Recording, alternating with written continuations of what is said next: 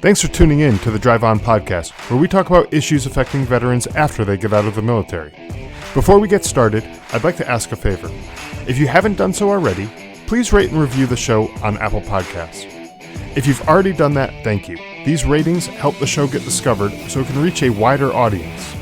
And while you're there, click the subscribe button so that you get notified of new episodes as soon as they come out. If you don't use Apple Podcasts, you can visit driveonpodcast.com/subscribe to find other ways of subscribing, including our email list. I'm your host, Scott DeLuzio, and now, let's get on with the show. Hey everyone, before we get started with today's episode, I just want to let you know of a really great opportunity we have going on right now, a giveaway that we have going on for a $25 gift card to Black Rifle Coffee Company. If you want to enter the contest to win, visit driveonpodcast.com/giveaway, and you'll be able to enter the contest for a chance to win that $25 gift card to Black Rifle Coffee Company. Going forward, we're going to probably do a few more giveaways, so bookmark driveonpodcast.com/giveaway and check back periodically, because we'll have more giveaways going on over time here, and they'll all be kind of situated at that same spot there. So if you just go to driveonpodcast.com/giveaway, you'll be able to get the latest giveaway that's available. If there doesn't happen to be any giveaways, you'll just get redirected someplace else. But we're going to try to have some more going on in the future here. So there'll be other great prizes that you can win. So again, if you're interested in winning that $25 gift card to Black Rifle Coffee Company, visit driveonpodcast.com/giveaway and enter in for a chance to win. Now let's get on with the show. Hey everyone, thanks for tuning in. I don't have a guest for today's show like I typically do, but I do have a topic that I think is pretty important that I would like to talk about. So a couple of weeks ago, I read a book called Fortitude by Congressman and former Navy SEAL Dan Crenshaw. The book is all about the current American outrage culture. Actually, I say American, but this outrage culture probably goes beyond our borders to parts of Europe and beyond as well. I'm not too concerned with those places, though. The book talks about the American spirit, which in years past was characterized by resilient and gritty people. Think of the Greatest Generation, the folks, largely men, who fought and won World War II on both the European and Pacific fronts. The resilient people who survived the Great Depression. The women who went to work in the factories while their husbands were away at war. This is a group of people who suffered hardship after hardship, yet they came out with the ability to survive and solve the problems that were set before them. Those were the people who would watch movies with rough and tough actors like Clint Eastwood and John Wayne. They were tough, resilient, and didn't let a little setback, or hell, even a big setback, defeat them. In the book, Fortitude, Dan Crenshaw tells about how an IED destroyed one of his eyes and blinded him in the other. If it wasn't for his persistence with his doctors and their skilled hands, he wouldn't have recovered vision in his left eye. Then, not to let some little setback like getting blown the fuck up hold him back, he then went on to complete 2 more deployments, graduated with a master's degree from Harvard, then went on to represent the state of Texas in the U.S. House of Representatives. When faced with setbacks or devastating news like this, we're faced with a few choices that we have to make. And these are choices. We can choose how we react to these situations. First, we can be overwhelmed by the adversity. We can shut down, get mad or frustrated, all while angrily blaming others for our situation.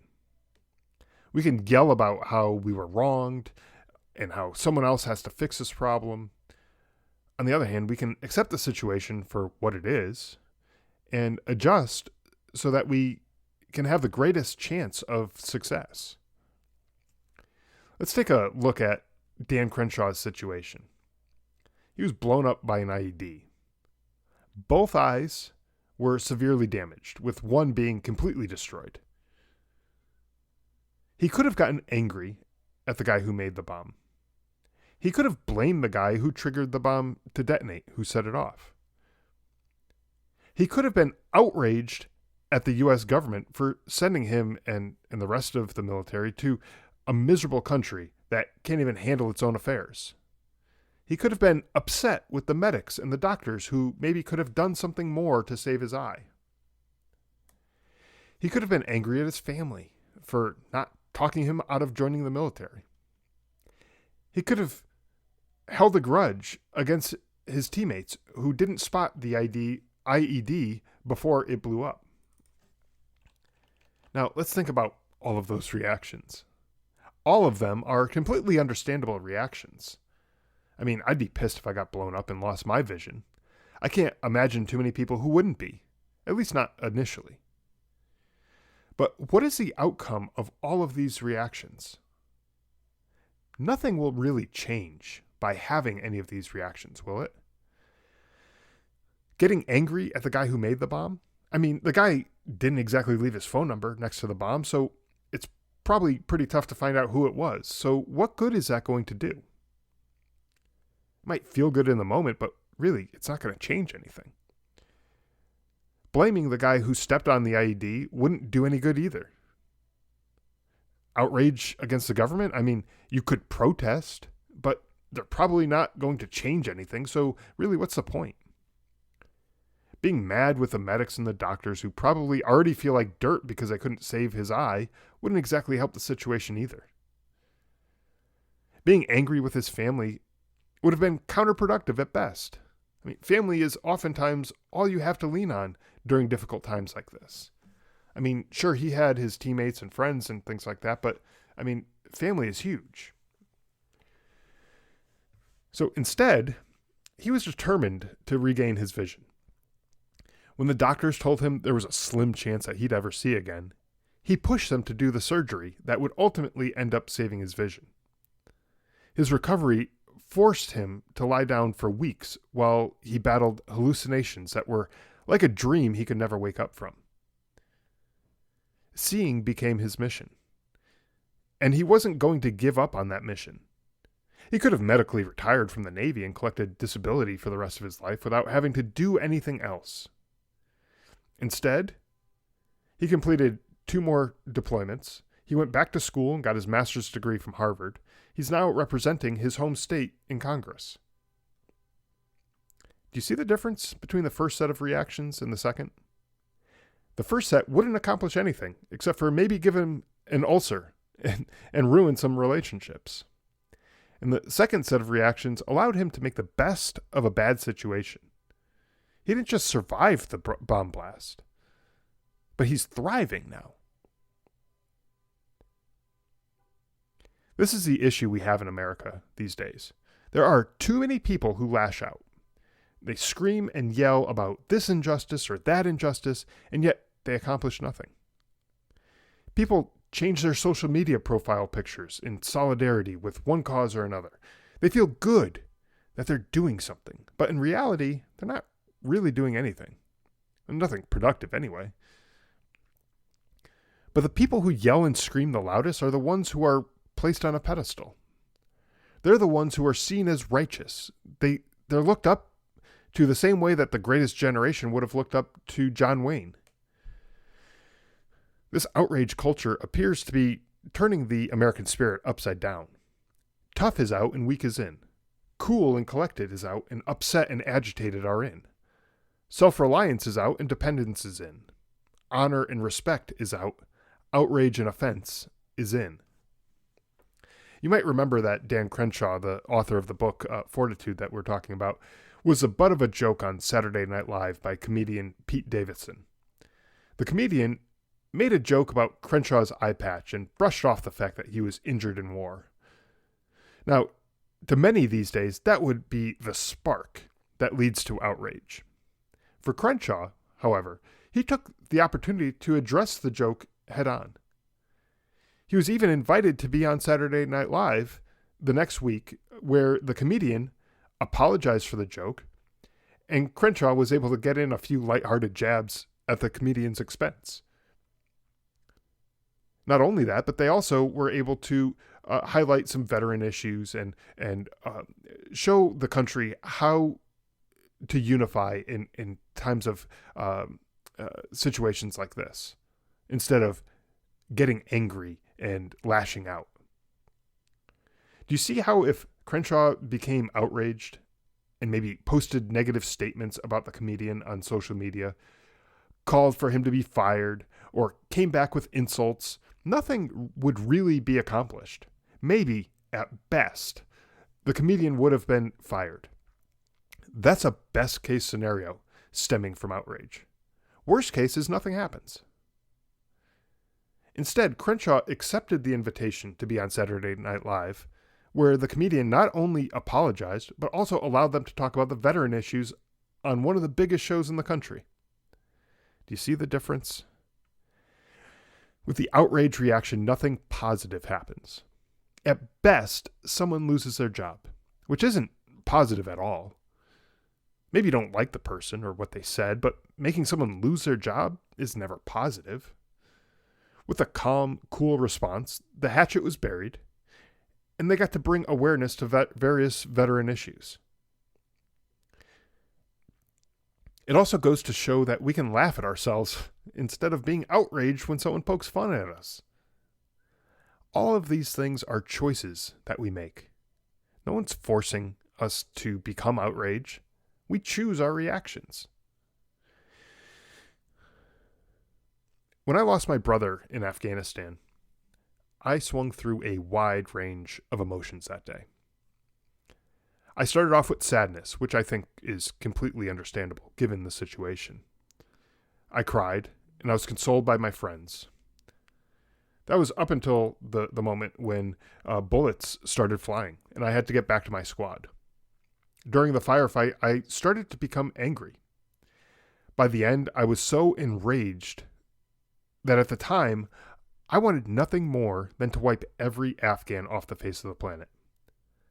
I remember looking at some of the Afghan soldiers who were with us thinking how pathetic they were. How they couldn't even take care of their own country without us. If they could just handle their own situation, us Americans wouldn't have had to be there in the first place. People like my brother wouldn't have had to die trying to rid them of the Taliban. That anger was short-lived, and as I found myself flying off that mountaintop towards Bagram Air Base, I was able to find a bit of calm looking out over the barren Afghan terrain.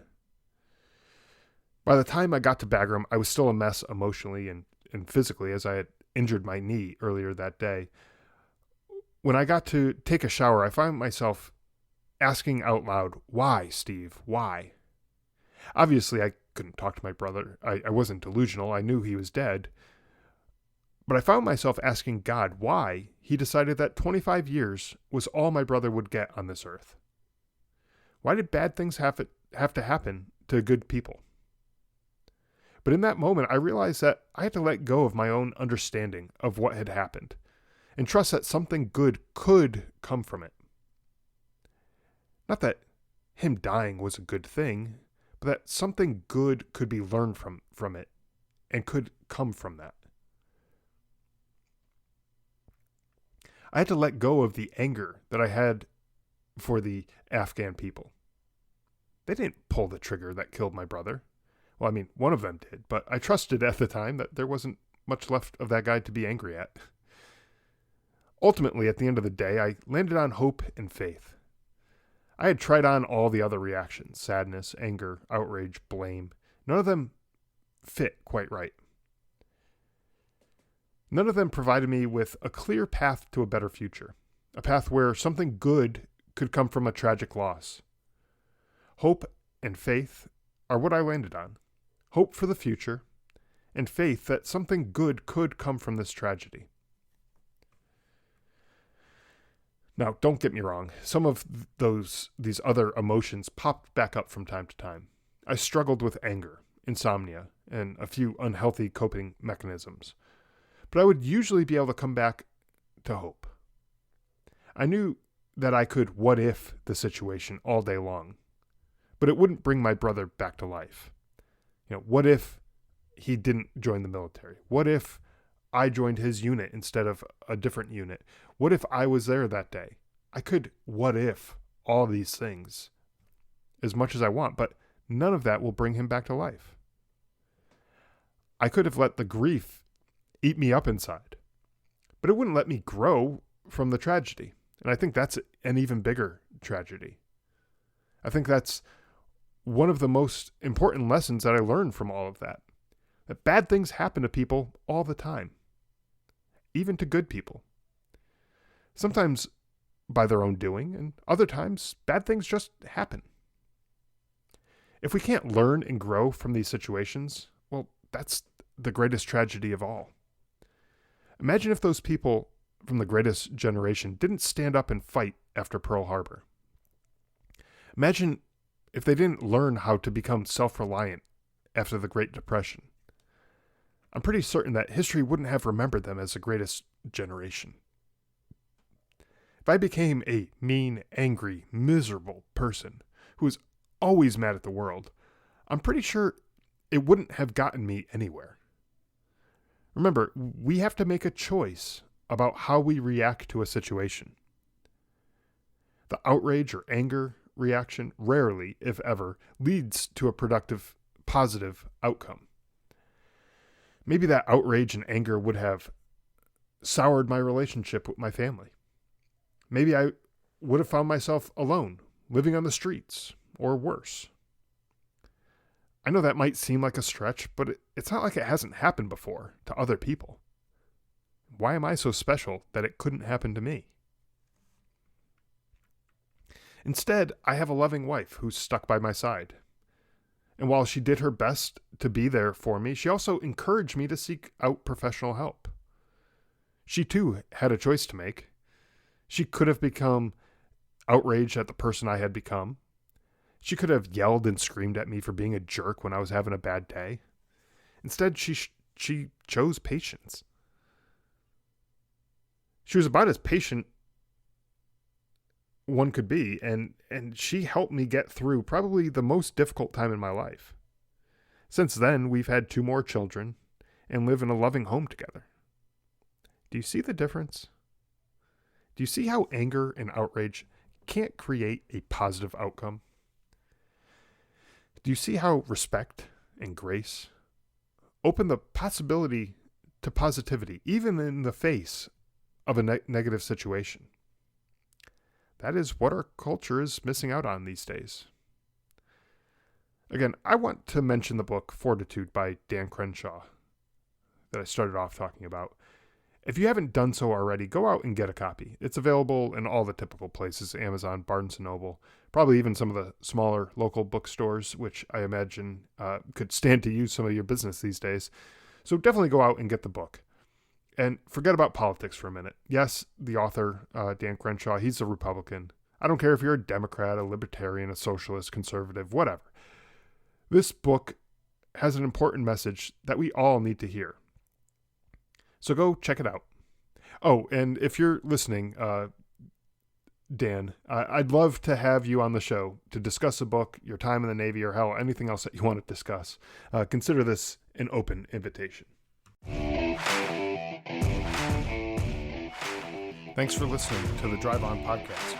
If you want to check out more episodes or learn more about the show, you can visit our website, driveonpodcast.com, or on Facebook, Twitter, and Instagram at Drive On Podcast.